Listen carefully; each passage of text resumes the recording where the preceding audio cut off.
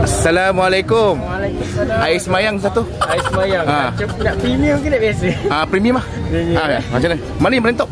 Subuh lah, sebab subuh jaga orang buat. Try. Memang kena pakai susu ke? Oh, pakai susu. Daripada yang lain. Oh, daripada okey. Daripada lain. Okey, yang ni subuh Ni subuh. Yang ni subuh. Lepas tu? Buka paip. Oh, okey. Buka. Oh, paip. Buka paip dulu. Betul. Cuci tangan, kumur-kumur. Betul. Buka paip macam mana? Gosok-gosok. Gosok dulu, ya. Kacau dulu. Tak geli ni? Geli sikit. Tu lah. Yang ni nak kumur-kumur lah. Kumur-kumur. Picit-picit. Oh, picit-picit. Ini mesti pipe yang pertama kan? Pipe yang pertama. Okey. Oh, tu dia. Apa beza kau punya air semayang ni dengan air semayang Kak Ngah? Ini satu. Beza tu saya. Okey, kau tunggu.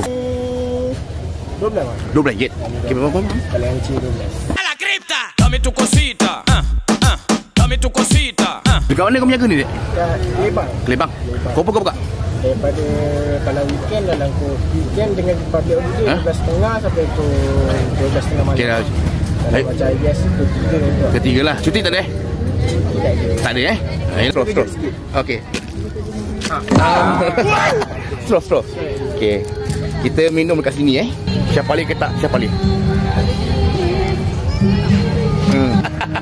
Mana goncang tu? Aku boleh gelak je ini. Dia ni tak cakap tadi tahu. So goncang tau dia ni. Dia ni. Tak cakap so goncang kan. So kacau ke apa kan. Tapi better bagi aku. Okey lah kopi dia berlemak lah. Tapi dia tak ada challenge kopi Kak Ngah. Kak Ngahnya padu. RM12. Makan sah pedas betul lah. Sedap.